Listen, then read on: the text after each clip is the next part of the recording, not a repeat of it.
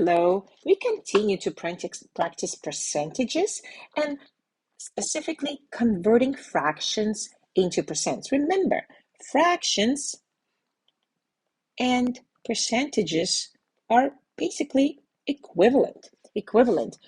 Only fractions that are out of 100 equal parts. So if we don't have fraction out of 100 equal parts, we can find an equivalent out of 100 equal parts and convert it to percentages. Let's take a look at our examples. We're starting on page 145 in our textbooks. Express 180 out of 300 as percentages. Well, of course, we have a shaded rectangle, but let's move straight to numbers instead of visualizations. I think we can handle numbers. Step one, we express 180 out of 300 as a fraction, and we simplify it. Why? Not just any simplification, we need 100 equal parts. And of course, how do we get to that? We divide by 3, reduce 3 times, and therefore 60 out of 100 is the same as 60%. Method 2, which we will use more and more frequent. 180 out of 300, which is the fraction we start with, of 100%. Of 100%. Of 100. How do we read this? Well, simplify before you multiply. Both 100 and 300 are divisible by 100. We reduce this to 1. We reduce this to 3. 180 divided by 3. We come to the same answer, 60%.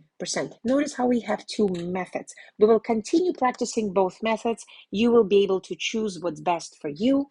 Ideally, you will be flexible with both, using them interchangeably. There are 200 children at a concert. 98 of them are boys. What percentage of the children are boys? Step 1, express boys as a fraction of the total number of children. 98 out of 200. Reduce this by 2 to come up with an equivalent fraction.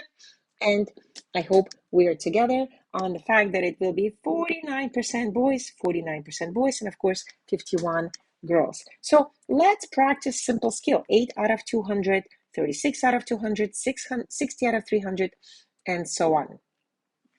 129 out of 300. Step 1, find a fraction equivalent out of 100 equal parts. I hope you realize a divide by 2 is 4 out of 100, therefore it's 4%. 36 divided by 2 is 18. There, 18 out of 100, so it's 18%. 63 out of 300 is the same as 20 out of 100, which is the same as 20%, and so on. Now, what about 500? Of course, we need to come up with the equivalent out of 100 equal parts, reduce 5 times. What we do to the numerator, we do the same thing to the denominator, and 255 divided by 5 gives us 51 out of 100 equal parts, or 51%. I hope this helps. Let's take a look at word problems. We're moving to the next page, 146. Oh, this is so easy. I love these visualizations in Singapore math textbooks. They make percentages so easy and intuitive to understand. What percentage of each of the following bars is shaded? Well, here we have 10%. It says so, or 1/10 of the whole, right? Here we have the entire thing split into 1, 2, 3, 4, 5, 6, 7, 8, 9, 10 equal parts. So this is 1/10, this is 1/10, this is 1/10, this is 1/10, 1/10. Altogether we have a half, or we can say altogether this is 50%. So notice this is, so sorry, too much writing.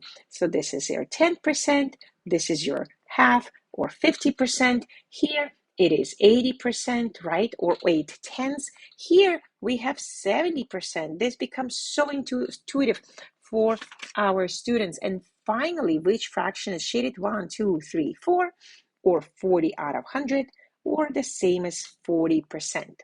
Now, at the last part of the pies, which Mrs. Goodman made, 3/4 were apple pies. 3/4 were apple pies.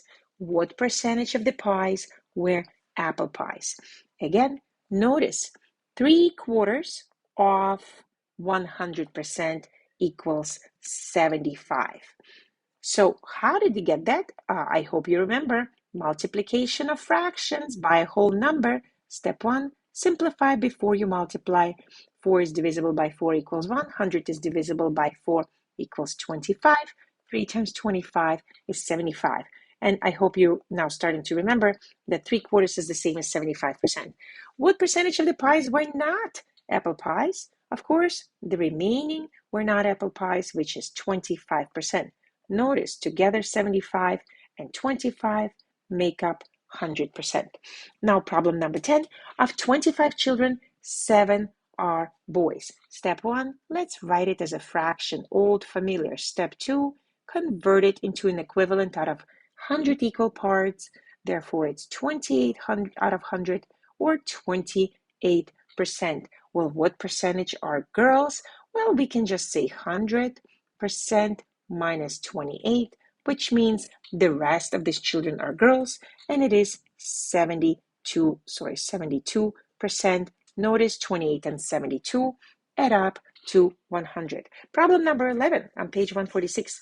Sam had $750. He spent $300 and saved the rest. I like to represent it as 750. That is his starting amount. What happened? He spent $300. That means if he spent $300, he saved $450.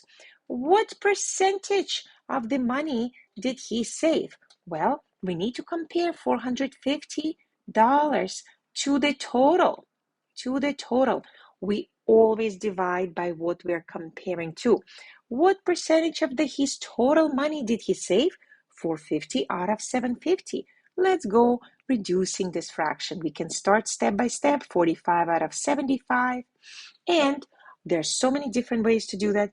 I like to reduce it to 25 equal parts, which is the same as 15 out of 25, and then quadruple the quantity to make it out of 100 equal parts, becomes 60 out of 100, which is the same as 60%. We can say that Sam saved 60% of his money, while 40% is what he spent. Now, notice this process of simplifying your fractions. There's so many different ways to get there, but I hope that 450 out of 750, no matter what math you use, you will reduce it to 60 hundredths. Thank you so much. I hope that